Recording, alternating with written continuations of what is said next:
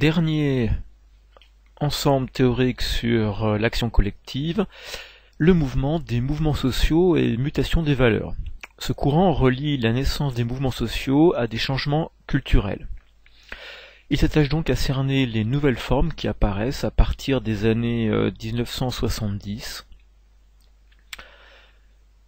et prend acte de l'apparition de valeurs dites post-matérialistes. Alors l'analyse de ces nouveaux mouvements sociaux s'est appuyée sur les travaux du psychologue Abraham Maslow, que peut-être vous avez déjà croisé dans vos études. C'est ainsi la fameuse pyramide de Maslow, ou pyramide des besoins, qui va faire apparaître deux grands types de besoins. Les besoins dits primaires, besoins physiologiques, manger, boire, dormir, etc., enjeux de sécurité, et puis des besoins dits secondaires qui sont liés à l'être, donc qui sont des éléments comme l'estime des autres, l'estime de soi, l'accomplissement personnel. Se basant sur Maslow, eh bien, Ronald Inglehart, dans un de ses fameux livres de 1977, met en place un modèle. Il va montrer que l'homme, une fois que ses besoins matériels immédiats sont satisfaits, découvre d'autres besoins non matériels, intellectuels, identitaires. Et l'évolution des sociétés industrielles modernes serait ainsi marquée par le passage des valeurs exclusivement matérielles de bien-être et de sécurité à la qualité de vie sous l'effet de la croissance économique, de l'innovation technique et de l'éducation, etc., etc. Ce modèle, je peux vous le présenter dans ses grandes lignes. Le voici. Donc on va se baser sur les changements au niveau du système, quels ont été ensuite les changements au niveau individuel, et enfin les conséquences de ces changements sur le système lui-même. Donc le changement des niveaux pour le système. On voit tout d'abord se développer l'économie et les technologies. On voit de plus en plus se satisfaire les besoins de subsistance pour la plus grande part de la population. Par ailleurs, on voit apparaître des groupes avec des expériences spécifiques, particulières. On voit ainsi une déstratification se former au sein de la société. On est aussi face à quelque chose qui est plutôt assez nouveau, heureusement, c'est l'absence de guerre totale pour les générations futures. En fait, il n'y a pas de conflit armé d'importance dans le monde occidental depuis la Seconde Guerre mondiale. C'est aussi une hausse générale du niveau d'instruction et de formation, ce qui au niveau des valeurs va se traduire de la manière suivante. On a un accroissement des besoins d'appartenance, d'estime et de réalisation de soi.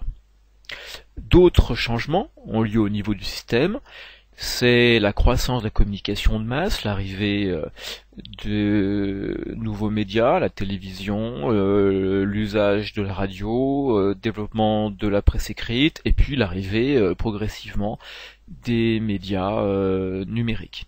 C'est aussi une diffusion plus importante des masses médias et une population qui elle-même accroît sa mobilité géographique par des moyens de transport qui se démocratisent, notamment pensez à l'avion et la voiture aussi particulière. Ce qui implique au niveau des compétences, eh bien là aussi des changements. On voit une population qui développe des compétences d'analyse politique, de compréhension au niveau national, mais aussi au niveau plus international. Les conséquences sur le système eh bien, vont être les suivantes. On va avoir ainsi des changements des enjeux politiques dominants, une importante croissance des enjeux liés au style de vie. On l'a déjà d'ailleurs croisé par le passé, si vous vous souvenez. On va avoir également des changements sur les bases sociales des conflits politiques. On n'est plus forcément sur de l'idéologique. On va également noter les déclins relatifs des conflits de classe. On ne va plus parler de classe ouvrière et de classe bourgeoise par exemple. C'est quelque chose qui disparaît très rapidement dans les décennies qui suivent. C'est aussi des participations politiques qui vont changer, tel qu'on a pu le voir aussi dans quelques sections précédentes. Une moindre mobilisation politique, en tout cas celle qui est menée par les élites, mais une ouverture beaucoup plus sur des formes de mobilisation plus alternatives. Et puis surtout, c'est l'importance que l'on va voir pour la contestation née de groupes là aussi plus alternatifs, qui remettent en cause les élites. Je crois que là aussi on est dans une période où on voit beaucoup de choses de ce type-là, et que très souvent ces élites sont malmenées sur des enjeux spécifiques et non plus des enjeux globaux. Et puis on a aussi peu à peu une modification des soutiens aux institutions nationales établies, un ressenti de plus en plus important quant au déclin de la légitimité de l'État-nation. On va plutôt sur des régionalisations, sur de l'éclatement de l'État-nation, sur de la perte d'une partie de sa souveraineté, une partie de ses compétences.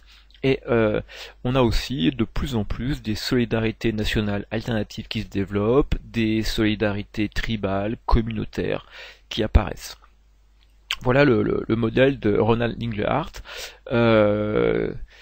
qu'il va développer à souhait, qui va être repris à souhait. Si vous vous intéressez un peu à cet auteur, c'est quelqu'un qui donc est toujours vivant, qui est toujours enseignant à l'University of Michigan, qui a sorti énormément de livres, je vous en donne quelques-uns.